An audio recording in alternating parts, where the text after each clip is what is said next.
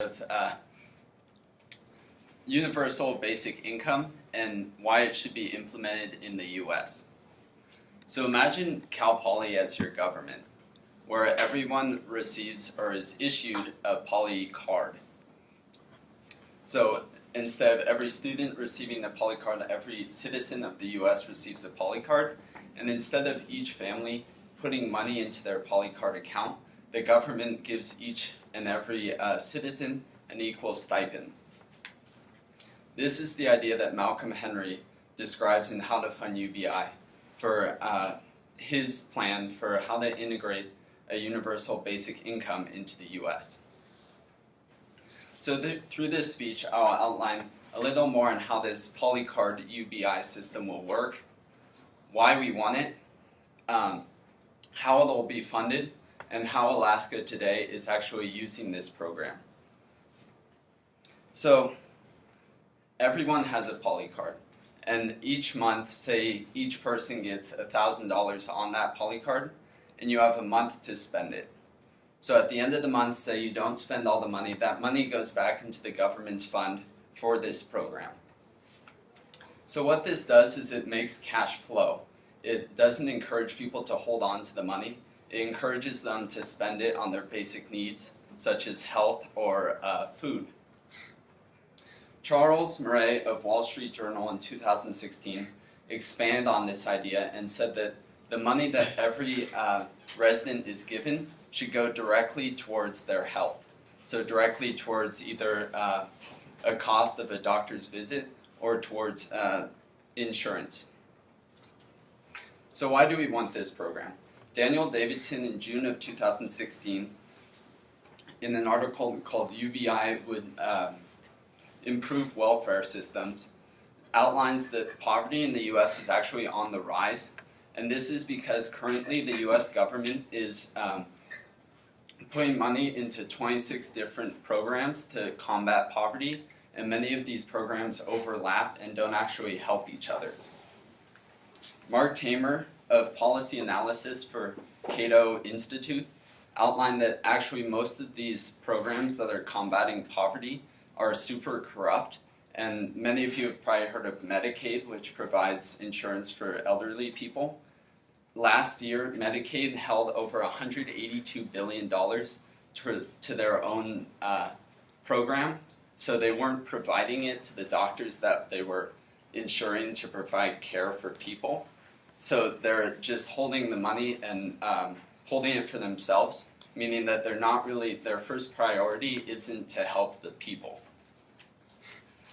Mark Tamer goes on to outline that the US government put over $1 trillion into these 26 different programs, and as poverty is still on the rise, you can see that these programs aren't working.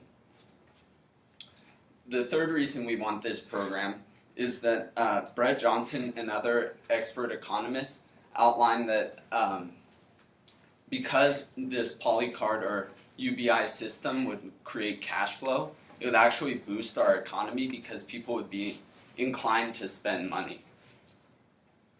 So how would we pay for this system?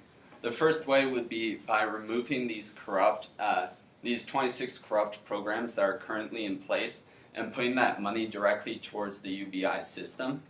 And this would not only cut out the middleman, that's the, say, Medicaid of this program, it would put the money directly in the hands of the people that need it most so that they can take care of their basic needs. The second way that we could fund this program is actually how Alaska is able to do this, and that is through Commonwealth. And the idea of this is that the people within a certain area should receive a stipend for the revenue that that area produces. So in the case of Alaska, they have a lot of oil reserves, so the amount of revenue that Alaska makes from oil, a part of that goes back into the citizens of that area. Jacob Korn in 2017 did a survey of Alaskans on this program, and they actually started the program in 1984 is when it first started, and they were surveyed on whether they wanted this program or not. And actually 64% of them were not in favor of the program and wanted taxes to stay low and not receive a dividend from this UBI program. Today, in 2017, over 71% of the residents are in favor of this program and would actually prefer higher taxes over not having this program or not having these dividends on a monthly basis. So through this, we can actually see that this program is benefiting the people, and they're actually in favor of it once it becomes, once it starts working. So to conclude, we can see that currently poverty in the U.S. is an issue, and that one of the main reasons behind this is that the current programs that are in play don't really have the issue of poverty as their number one priority to solve.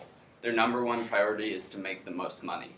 So with this UBI system, it would cut out these programs that are corrupt and implement a new system that would put money directly in the hands of the people that need it most.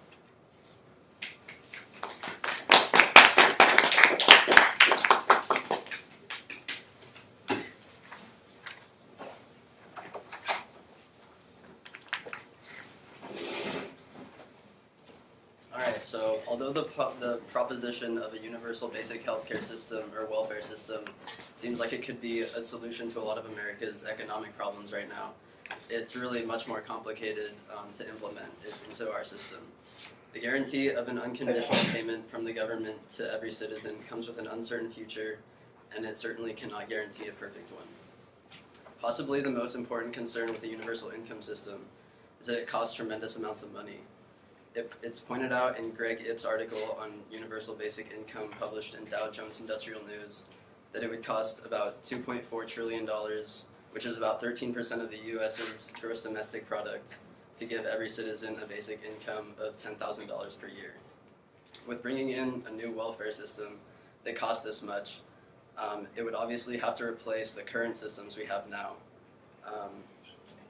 The U.S. already spends around this much money on its current welfare systems.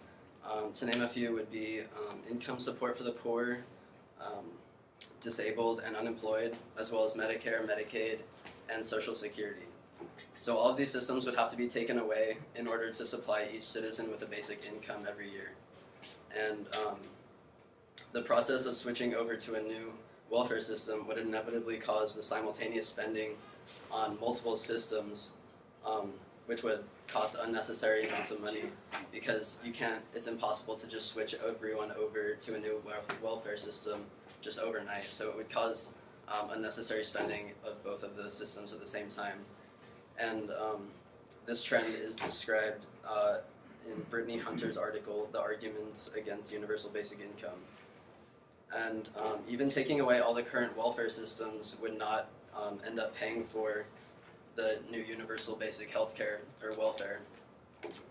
And instead, taxes would have to increase, or the U.S.'s GDP from taxes would have to increase by 10%. So the amount of taxes they would take from the citizens would increase very drastically. And this trend is described by Trevor Nath in his article on NASDAQ.com. So not only would we have to scrap our current welfare systems, but we would also experience a very high raise in taxes. So another important concern to consider is the fact that a universal base income, instead of providing more money for the poor, actually decreases benefits for the poor. As Robert Greenstein describes in a commentary on universal basic income, low-income people will be allocated less money than is currently supplied in our current welfare system. This is because a large amount of money is already being used towards low-income people through safety nets that we have now, such as food stamps, medical aid, and child assistance programs. And when implementing the new universal basic income system, it takes all these programs away and instead provides welfare to everyone, not only the poor. And this means that poor people will now be given the same amount of money in welfare as rich people are, and consequently low-income people will be given less money in benefits than they were previously given before. This is because more money that they were previously allocated is being distributed to everyone in the population and not just them now. So, and this is illustrated through graphs in Hilmer Schneider's article called Universal Basic Income, Empty Dreams of Paradise. So in addition to these last arguments, I'll also raise the point that a universal basic income system could cause there to be less incentive to work hard amongst the working population, or to not work at all. As citizens begin to receive money on unconditional terms, it's completely possible that they could begin to lose interest in working hard for an income, or just stop working at all.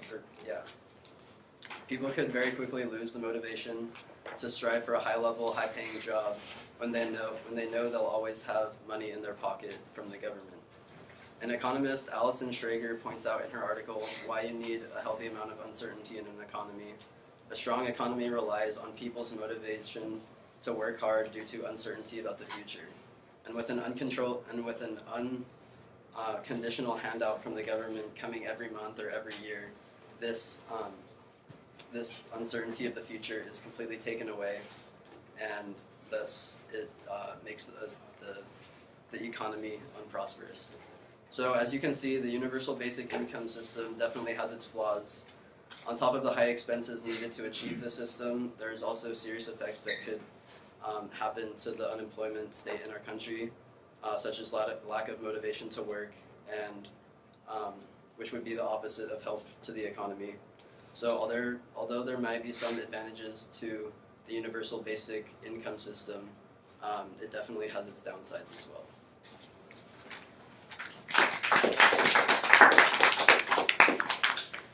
Okay, 2-minute rebuttal. It's for you two. We're doing open floor. Okay, open floor. Okay, so open floor, anybody can rebut to anybody. Go. So Nick, I was curious about how you said it couldn't happen overnight, that the transfer from one program from multiple programs to another would cause some overlap, even though currently we already have overlap of 26 different programs, and we're losing a lot of money currently because of that changing over would outweigh that.